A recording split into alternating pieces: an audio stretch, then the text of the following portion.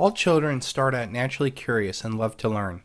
When they are sent to school, instead of learning, it is a repeated process of memorizing and regurgitating information.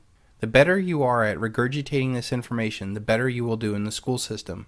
The real education is obeying authority. We are taught to ask permission. We are taught not to think outside the box. We are taught multiculturalism, drug, sex, and death education. We are taught to memorize and regurgitate information, an input-output process not unlike a computer or a slave. We are taught to respond to a bell, just like a factory floor.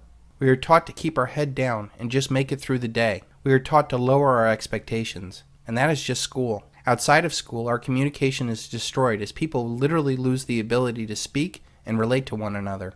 Our financial education is one of slaves encouraging debt. Our political system is one of false choices. Our media is normalizing narcissistic behavior. We are not taught to develop critical thinking. We are not taught about debt-based money and the principles that our founding fathers fought for. We are not taught to cooperate and view each other as a team with individual talents and gifts. We are not taught to question authority or even the facts demanded of us. We are indoctrinated, not educated. Indoctrinated like little slaves. The secret of American schooling is that it does not teach the way children learn, nor is it supposed to. Schools were conceived to serve the economy and the social order rather than the kids and the families. That is why it's compulsory. As a consequence, the school cannot help anybody grow up, because its prime directive is to retard maturity. It does it by teaching that everything is difficult, that other people run our lives, that our neighbors are untrustworthy and even dangerous. School is the first impression children get of society. Because first impressions are often the most decisive ones, school imprints kids with fear, suspicion of one another, and certain addictions for life. It ambushes natural intuition, faith, and love of adventure, wiping these out in favor of gospel of rational procedure and rational management. Between 1906 and 1920, a handful of world-famous industrialists and financiers together in their own private foundations handpicked university administrators, House politicians, and spent more attention and more money towards forced schooling than the national government did. Andrew Carnegie and John D. Rockefeller spent more money than the government did between 1900 and 1920 on education. The system of modern schooling was constructed outside of the public eye and outside the public's representatives.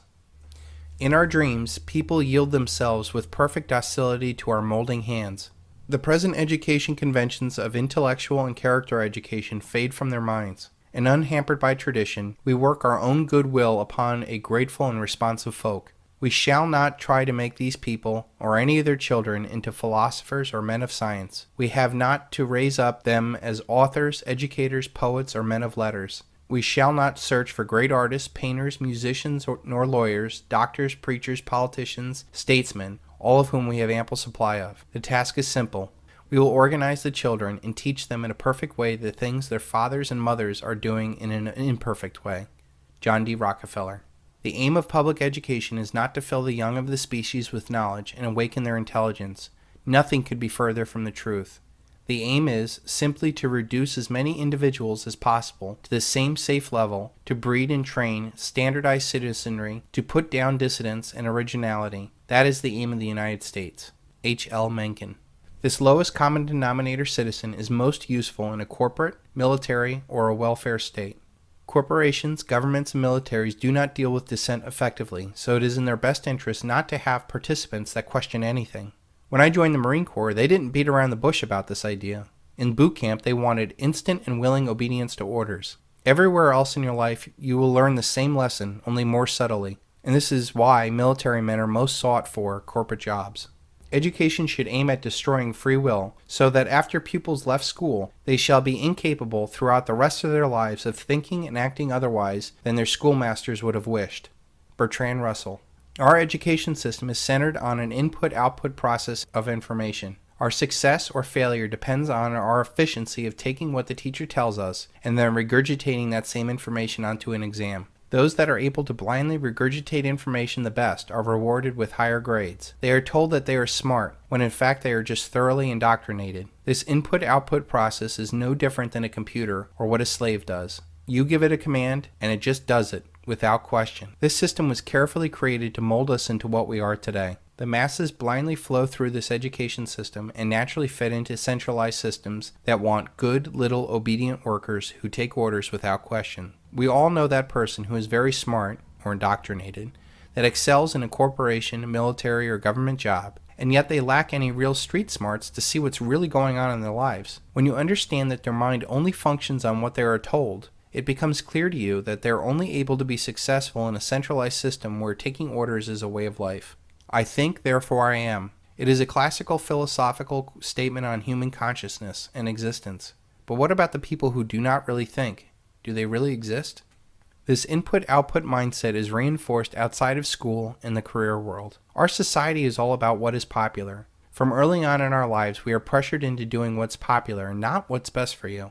This is a way a collective gets individuals to sacrifice what is unique and special about themselves, to become the lowest common denominator in a group that really doesn't care about you at all. The most brilliant propagandist technique will yield no success unless one fundamental principle is born in the mind constantly. You must confine itself to a few points and repeat it to them over and over again. Joseph Goebbels.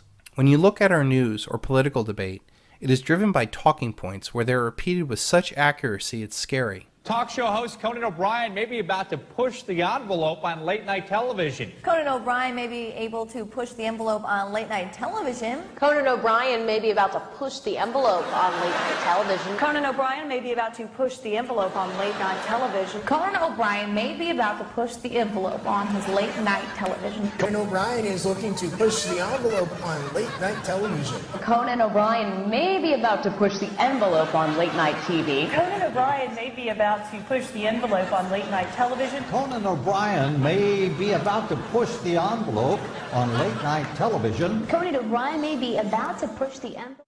If this works for late-night TV, what else could this be good for? It's the third time I've said that.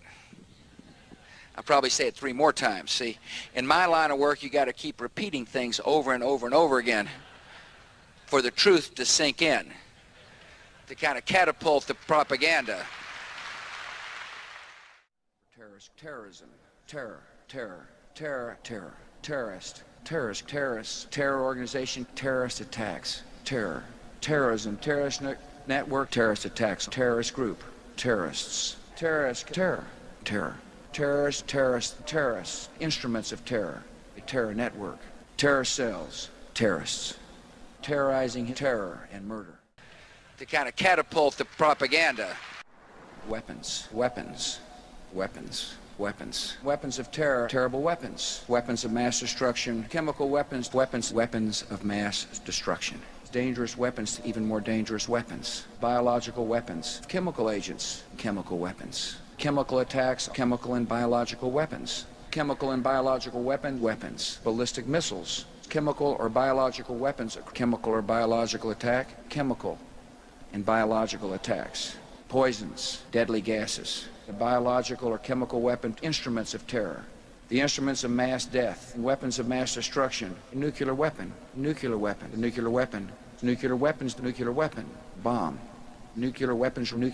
program, nuclear weapons program, nuclear scientists, nuclear holy warriors, nuclear program and nuclear weapons, nuclear weapon, nuclear technology, biological or chemical or a nuclear weapon. To kind of catapult the propaganda. The first atomic bomb on Hiroshima killed, burned, and maimed 194,000 people. Intellectual debate in this society somehow passes for those who can scream their talking points the loudest over the other. This is done purposely to get a confrontational, emotional reaction from the indoctrinated, and to dissuade the logical and independent thinker from even entering the debate. Through this process, the collective is intellectually safe from any challenge to its power.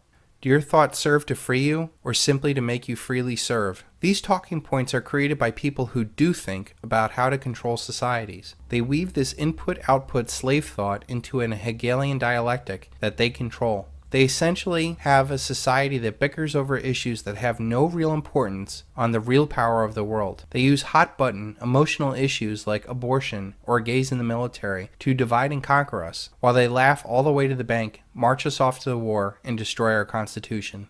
What about those of us who did not do well in this indoctrination environment? I was one of those kids that did not do very well in school. I knew from a very early age that what was being pumped into my head was not what was going to make me a better person. I knew that the most successful people that I knew did not have jobs or went along with the crowd, yet our school teaches us to get jobs and do what we were told. I knew that our school system wanted me to learn about sex, drugs, death, multiculturalism, much more than issues that would have driven my success like economics, history, and psychology. They wanted me to drone on senseless and boring topics instead of inspiring me to a higher, better self through art, music, and philosophy. What they were really teaching me was to keep my head down and deal with their system. These days, those that are restless in this indoctrination environment run the risk of being drugged.